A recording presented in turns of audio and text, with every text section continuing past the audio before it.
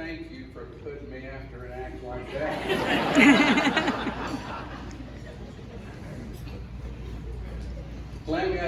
I want to say thanks for the courage that you have to get up here and speak. Most of the people in this room would not be willing to stand up and speak, but for you to share that personal story is amazing, so I do thank you. Let's give her another round.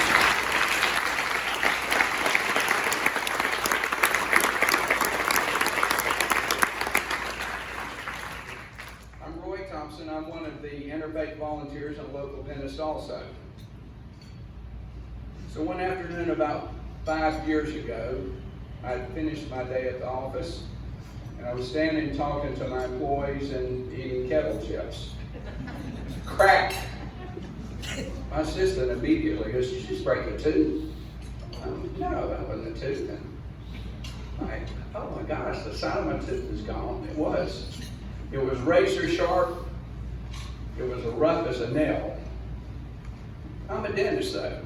I've got good dental health. That doesn't happen to dentists. It happened though. Now, the tooth was ultimately crowned, and that day, my dentist was my superhero. Y'all heard that meal was pretty good tonight. The chicken was good. The asparagus was cooked well. We enjoyed it. I enjoyed people at Rhonda's table laughing.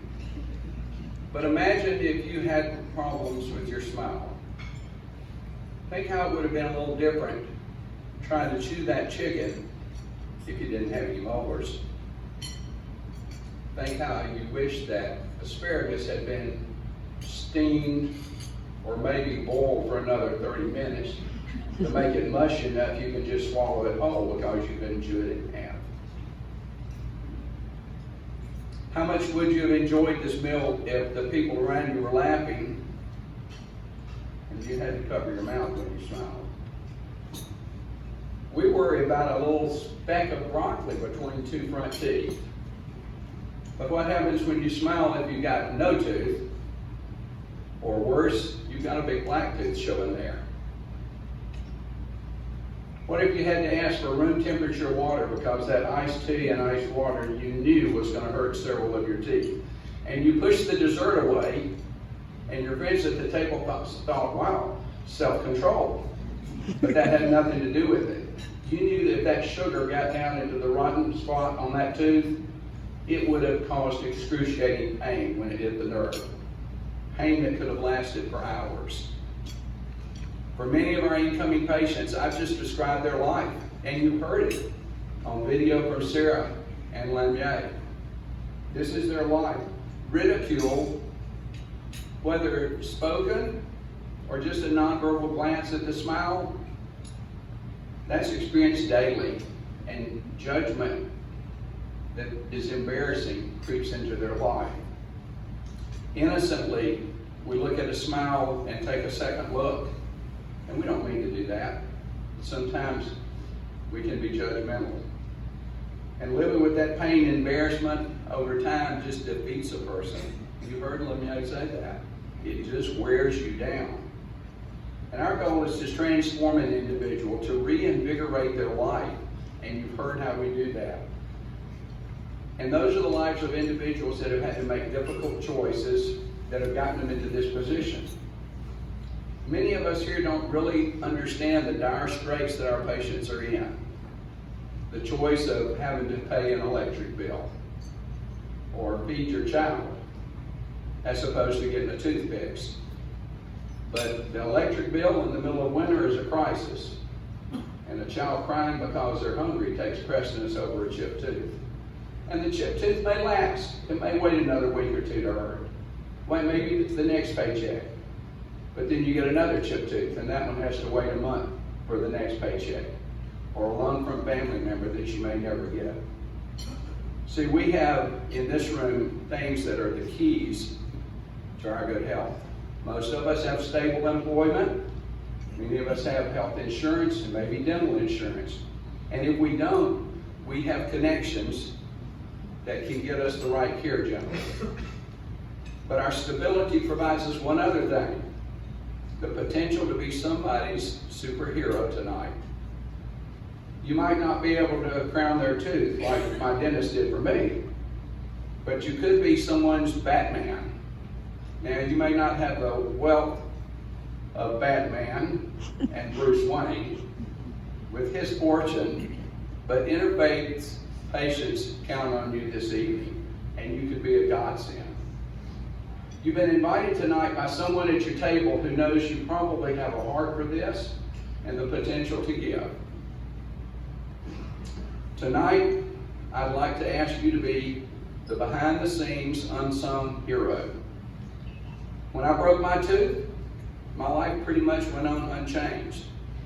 But break 10 or 20 teeth, and you have got to have a superhero in your life.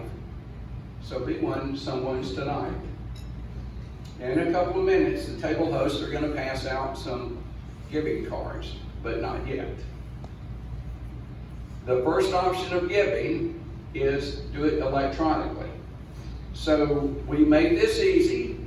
If you do not want to fill out paperwork, grab your cell phone. We say that the gift of a smile changes everything. And you can text everything to 41444. Now there are links there when you've done that will guide you to giving. No paperwork involved. Probably a credit card, but nothing more than that. If you don't want to use your cell phone though, when you get this pledge card or the giving form, at the top of it, it will say, do you want to give monthly? And you can give different amounts. Anyone who gives any amount, we appreciate. When you give $100 a month, about $1,200 a year, you join what we call the Gift of a Smile Club. And you've heard a lot of names called off tonight. And that has the ability to transform the smile of 2 individuals. Other levels of giving, $250 a month or $500 a month. At that level, we consider you a part of the transformational society. And $500 a month helps 10 individuals that year have their smiles restored and their health improved. Everybody has a different ability to give. So there are places on this form where you can put in what you would like to do. And we respect that. So now I'll let the table host pass out the giving forms. There's spots in the middle for personal information, address, and things. Like every good charity, we want to capture your information. But it's not just so we can ask you for more money in the future. We want that information so we can communicate with you about the good things we're doing through the year. We have different newsletters, and you will get an occasional email, and I say occasional, it is not often. Some of you may have employers that will match contributions. If that's the case, there's a little box that you can check. So I ask that you do that also.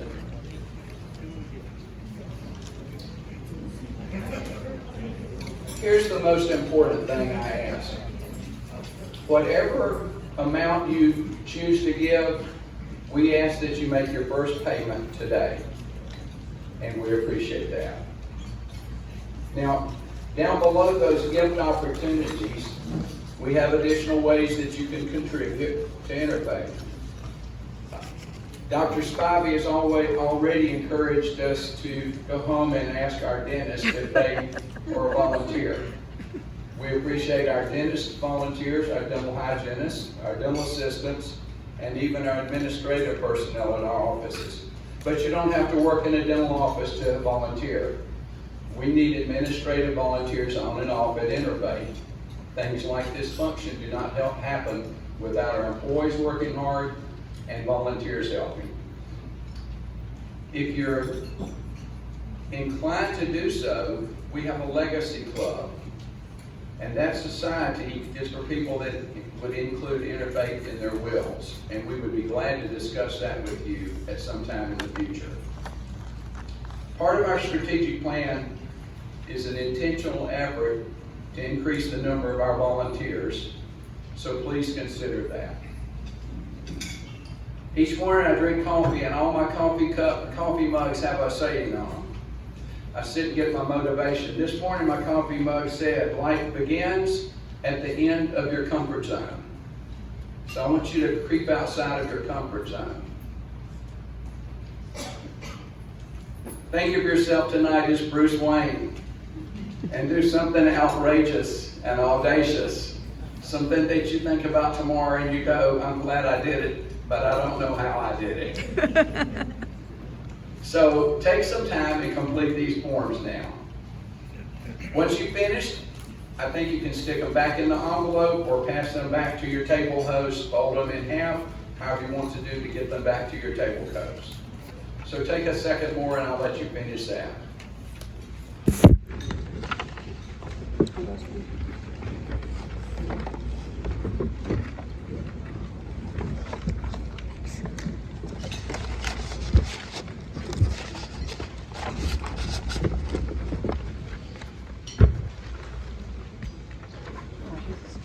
As we wind down, you've heard the name of our sponsors.